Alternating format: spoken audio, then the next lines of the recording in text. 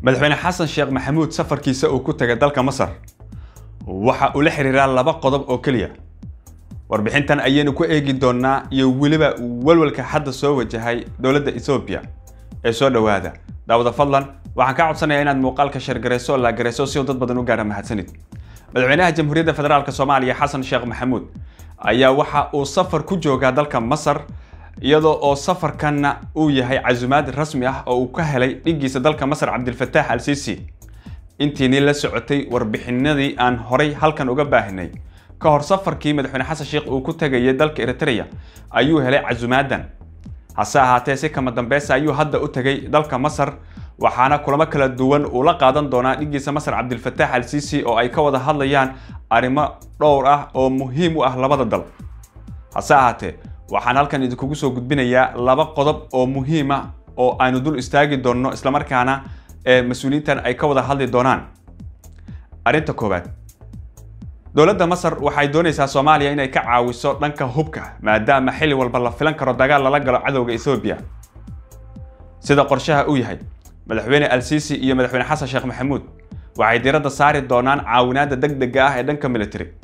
iyo waliba in xitaa wafdiga madaxweynaha marka ay soo baxayaan maalmo kadib la soo diro diyaarada military oo sahay ciidan wada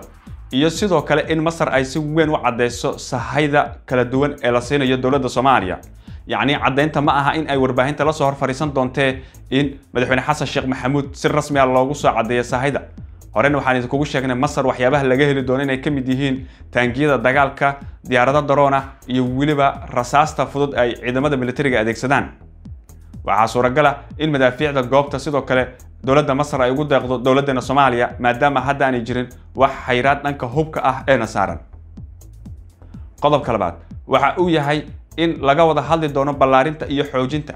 iskaashiga hadda u dhaxeeya ee u bilowday dawladaha Masar Soomaaliya iyo Eritrea saddexduba waxa cadawad ay kala dhaxaysaa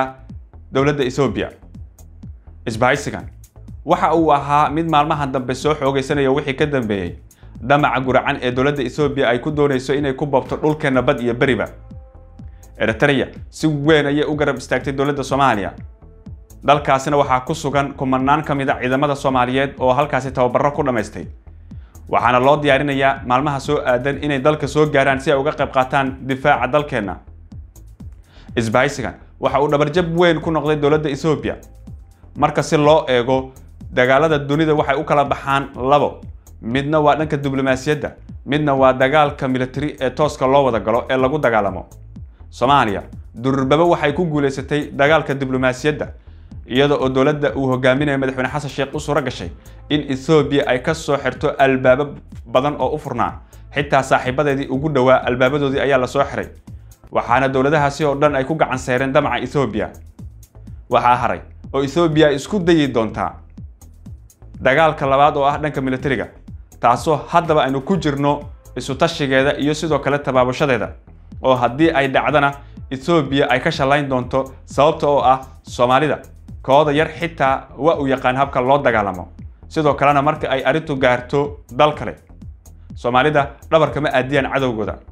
Masar waxa laga filayaa natiijo wanaagsan in madaxweyne xasan sheekh uu kala soo laabto geesta kale ra'iisul wasaaraha Ethiopia Abiy Ahmed iyo xukuumaddiisa ayaa walaac degdeg ah soo wajahay kadib markii madaxweyne xasan sheekh uu safar ku tagay dalka Masar waxay u arkaan in Masar la siin doono saldhig military sida ugu dhaqsiyaha badan sidoo kalena ay ka qayb qaadan doonto difaaca Soomaaliya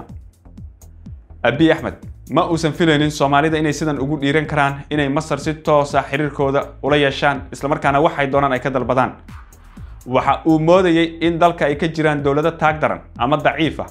kuwaas oo rabitaanka dawladda Ethiopia ku shaqeynaya maadaama marar hore dawladda Ethiopia ay diidi jirtay in xiriir toos ah u dhexmaro Soomaaliya iyo Masar hase ahaatee arintaasi hadda waa ay soo dhamaatay oo Soomaaliya hadda waa dawlad madax bannaan oo cidda ay doonto ayaa la saaxiibi doontaa cidda ay doontana waa la culoobi doontaa haddaba daawada maxay kula taaragtidaada fadlan qaybta hoose comment-iga noogu reeb waxaan ka codsanayaa muuqaalka inaad share gareyso si uu dad badan u gaaro mahadsanid